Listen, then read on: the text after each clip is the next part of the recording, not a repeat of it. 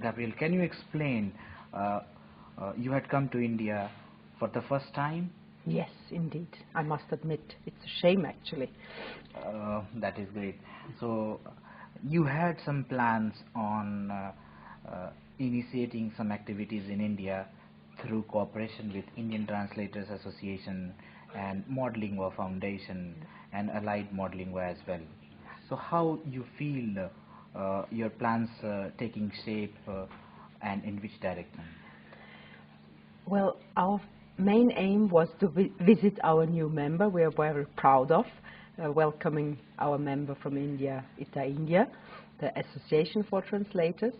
And we are very confident that together with all these partners you mentioned, we will succeed in raising awareness of the crucial importance of quality, of standards, existing international standards, to further optimize quality translations in India. And I think together with our partners in India, we just had a fundamental start, a very fruitful and good start into this awareness-raising campaign. So while you were here in India, which kind of motives you had in your mind? Which kind of motive? Oh, that's a difficult question. You know, when we went to Agra to see the Taj, I was so impressed, and just it was the most wonderful experience just to look left and right out of the window and then admire this beautiful building with all the Indian tourists in their colorful, wonderful, beautiful suits.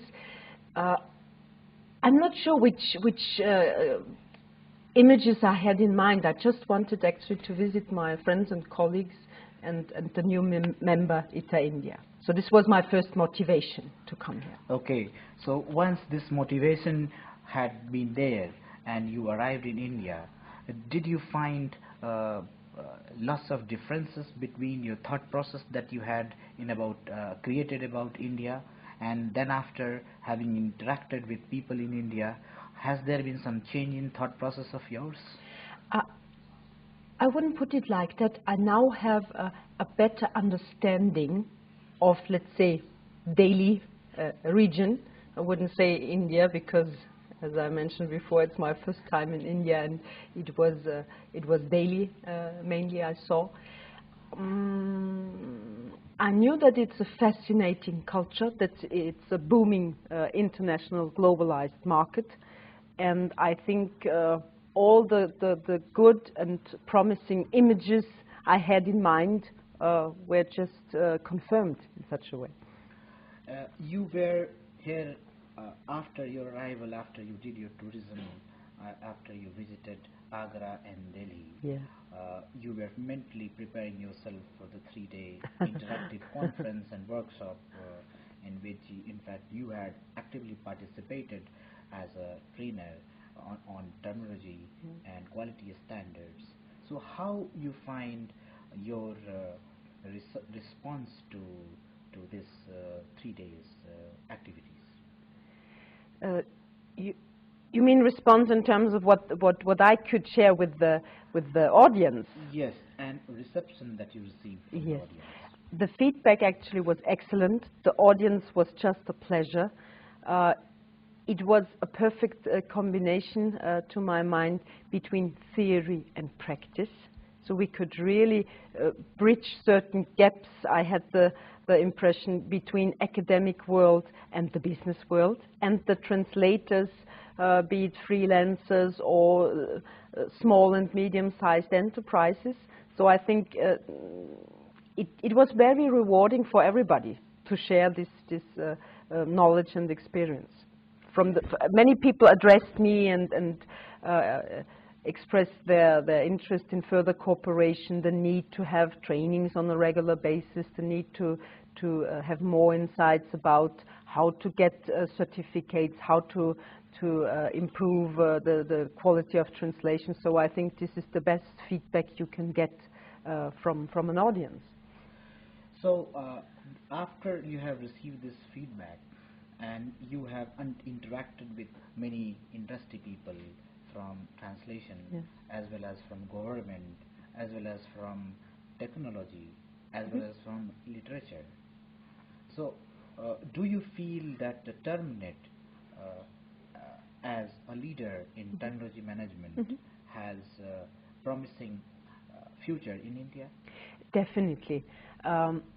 Many people said that it is very interesting for them to get a better understanding of terminology management, all let's say fields covered, because you know terminology is crucial in actually all subject fields, and be it in technical literature or also think about law terminology. So pharmaceutical industry, there was really a focus of discussions. There apparently is a big need in having all the correct terminology for medicamentation in the various Indian languages, because there is really a need also, and the risk, if you have not the appropriate quality in the translation of such sensitive texts, then you really have a need to react on that. And I think this was one of the most often quoted needs, to care about that, to make pharmaceutical industry aware of the importance of terminology and quality of translations. So after having interacted in India with so many translators, government people, technocrats, scientists, sociologists, journalists, communication managers, how you feel about Indian translation industry, and how you feel the difference between the industry currently, the scenario currently in India, and the scenario that you have in Austria? How you compare both of them? Well, you know, I always see it at an international perspective. We are based in Austria, but we are international, and I'm a quality auditor, auditing companies, translation service providers all over the world. So Austria is a very small market, you know. When you see it from that international global perspective, there are many similarities. For instance, in many countries all over the world, you have the 20% of most successful and also in many cases big translation service providers, where big means more than 20 or more than 25 employees, up to sometimes 100, but there's a limit. These are the biggest ones, the most successful ones, dominating the market and earning 80% of the turnover from the translation market. On the other hand, these 80% of the translators, freelancers, we call it in Europe one-person enterprises,